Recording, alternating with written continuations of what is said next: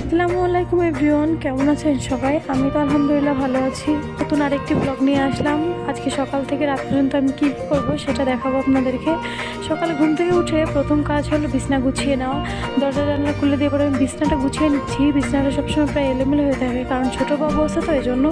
বাইরের প্রকৃতিটা দেখছেন সকালবেলা কত ভালো দেখা যায়। আমি ব্রেকফাস্টটা করে নিব, এর জন্য আজকে আমি পাউরুটের কলা খাচ্ছি। এটা আমার সবথেকে পছন্দের একটি ব্রেকফাস্ট, কারণ খুব শর্টকাটে হয়ে যায় এবং খেতেও খুব ভালো লাগে। এরপরে আমি একটু নিচে চলে যাচ্ছি। নিচে গিয়ে দেখলাম আব্বু অনেকগুলো গাছ কিনে নিয়ে আসছে। আমাদের বাড়ির সামনে একটু ফাঁকা জায়গা আছে, এখানে আব্বু গাছগুলোকে লাগাবে। গাছগুলোকে এই যে আমরা এর আগে লাগিয়েছিলাম, দেখেন বরবটি হয়েছে। এরপরে আমি বরবটিগুলো তুলে নিচ্ছি। এরপরে ঢেঁড়স হয়েছে, অনেক সবজি হয়েছে, বেগুন। এরপরে আমি এই যে ঢেঁড়স তুলে নিচ্ছি। কতগুলো ঢেঁড়স হয়েছে! আমার এগুলো নিজেদের গাছের সবজি তুলতে না খুবই ভালো লাগে। অনেকগুলো ঢেঁড়স হয়েছে, দেখেন কত সুন্দর লাগে। ঢেঁড়সের ফুলগুলো আরও বেশি সুন্দর।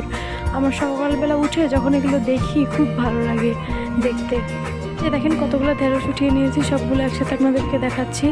আম্মু অনেকগুলো না হাঁস পালছে, এগুলো হচ্ছে চীন হাঁস।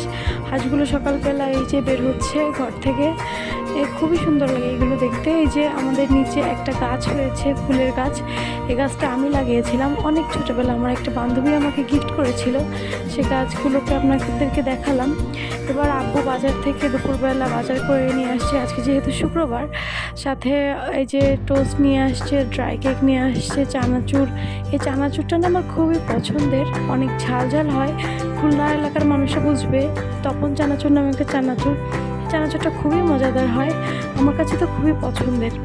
এই যে সবগুলো একবার দেখে নিলাম। এরপরে আম্মু ফ্রিজটা পরিষ্কার করে নিচ্ছে, কারণ অনেক বড় জমেছে, সামনে শীত আরও বেশি জমবে। এই জন্য দুপুরবেলা আমি জলপাই, এখন জলপাই সিজন তো জলপাই একটু মাখা করে খেয়ে নিলাম। এভাবে মাখা খেতে আমার খুবই ভালো লাগে।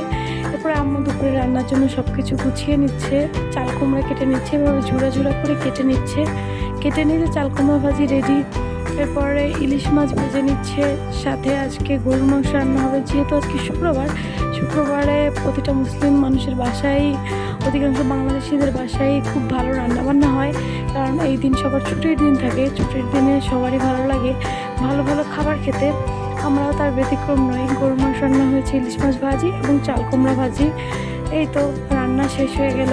রান্না শেষে খাওয়া দাওয়া করে দুপুরবেলা আব্বু যখন কবুতরকে খাবার দিতে গেছে, আমাদের ছাদে অনেকগুলো কবুতর আছে, তো আমিও একটু গেলাম আমার মেয়েকে নিয়ে। দেখি খুব সুন্দর আকাশটা লাগতেছে, এই জন্য একটু ছবি তুলে নিলাম। এই যে আমার মেয়েকে নিয়ে বিকালবেলা বের হয়ে গেছি। ও সারাটা রাস্তা তুর করে হেঁটে বেড়াবে। ওর চুলে একটু কাঁকড়া দিয়েছিলাম, এই জন্য সে শুধু কাঁকড়াগুলোকে খুলবে আর খুলে ফেলে দেবে। এখন ফেলে দেওয়ার পরে কোথায় কাঁকড়াগুলো আছে সেগুলো খালি খুঁজে বেড়াচ্ছে। এসে দেখেন খুঁজতেছে কীভাবে, কি দুষ্টু। ও বুঝতেছে না আমার হাতে যে ওখানে নিচে পড়ছিল, এই জন্য খুঁজতেছে। এবার ও পাশে গিয়েও খুঁজবে এই গাছটার পিছনে। কি করে যে সারাদিন মেয়েটা, এই যে খুঁজতেছে। ও ভাবতেছে ওর নিচে পড়ছে, কি বুদ্ধি মেয়েটার। এই যে চারপাশে খুঁজতেছে। সবাই একটা আমার মেয়েকে দেখে মাশাআল্লাহ বলে দিবেন। এই যে এখন সন্ধ্যা হয়ে যাচ্ছে, তো ওকে নিয়ে আমি বাসায় চলে যাচ্ছি। বাসায় এসে দেখি আম্মু সন্ধ্যার সময় কলা দিয়ে বড়া পিঠা বানাবে। অনেক তো তালের বড়া খেয়ে থাকেন, এই কলা দিয়ে বড়া অবশ্যই খেয়ে থাকেন। এই তালের বড়াগুলো খুবই পছন্দের আমার। আজকের জন্য এটুকুই, আল্লাহ হাফেজ।